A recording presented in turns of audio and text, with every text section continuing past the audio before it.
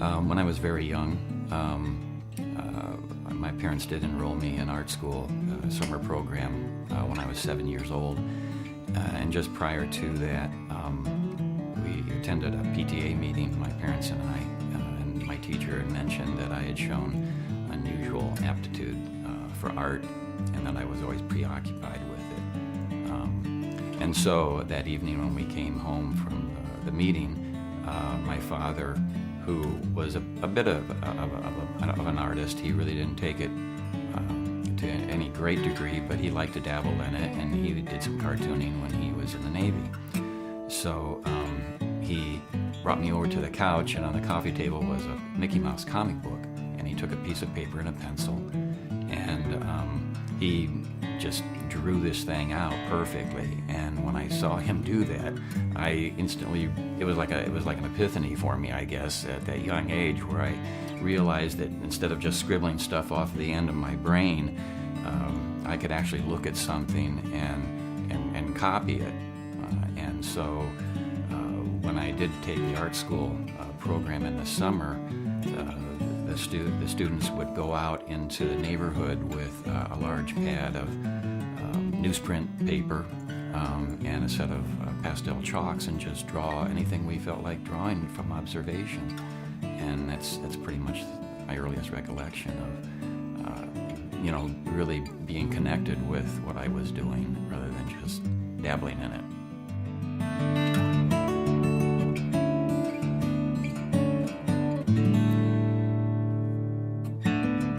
An illustrator, by definition, is different than, say, a fine art painter, or if there is a line of demarcation there. Illustration is basically to sell a product or to illustrate a narrative, primarily. Say for books and so forth, there's cover work that a lot of times entails a narrative overtone to it.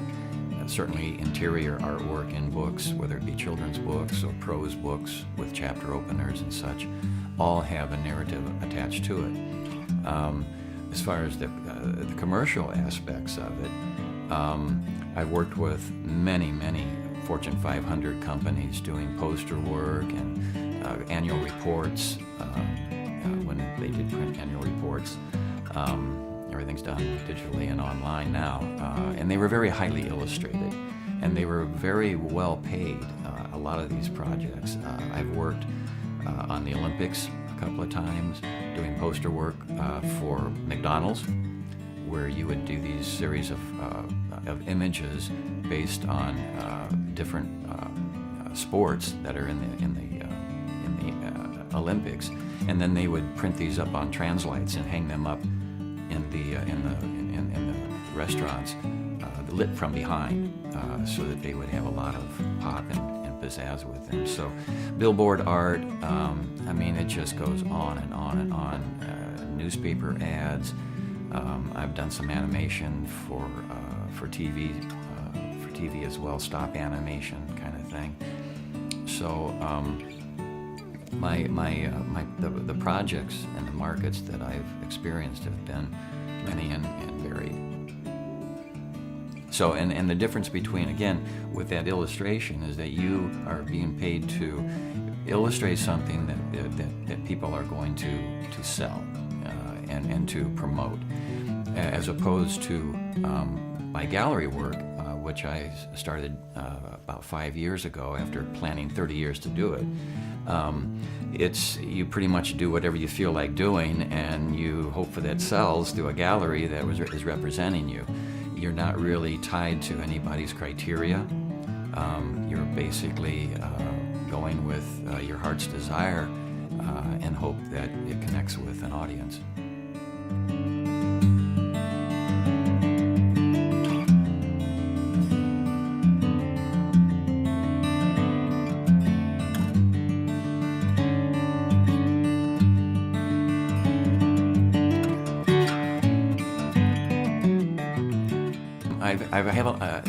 In working in that range of mediums, it's because I've had a lot of interest. I get bored if I just do the same thing all the time. And maybe that comes from wanting to be more marketable in the commercial world. But I have so many interests and so many influences in my work over these many years that I wanted to explore those, you know, and I wanted to bring everything up to the same level. Sometimes, and this is not a criticism; it's an observation that some artists that I've noticed over my many years who have a range in their work. Oftenly, they are very proficient in one area, and then they go off into other areas, and those other areas are never quite have the strength of visual voice as the thing that they are known for, and I didn't want to have that happen. So I didn't want to have someone say, "Wow, this stuff kind of falls down over here, but this stuff, you're rocking it over here." I didn't want that, and so I worked really hard consciously to whatever I did, whether it be the comic book work compared to the landscape work, the gallery work, all of that, it would have the same degree of quality and integrity artistically that I was striving for, and apparently from comments and support from peers and friends and professional people, I was able to accomplish that over many years of hard work. I'm about to enter my 46th year.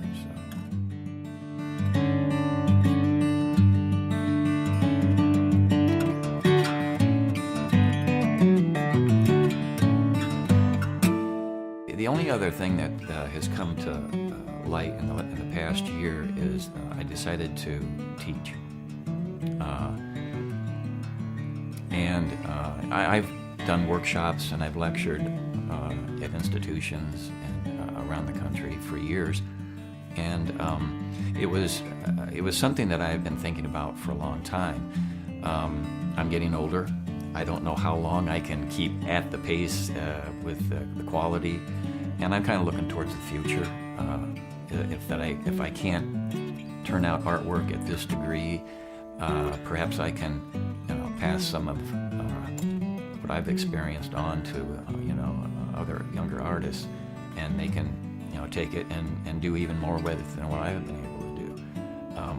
So that's been like a new thing for me. I didn't know if I would enjoy it. I didn't know if I would be fulfilled, but I have been. I've been teaching now. This is my second year at the Art Academy of Cincinnati, teaching materials and techniques and illustration.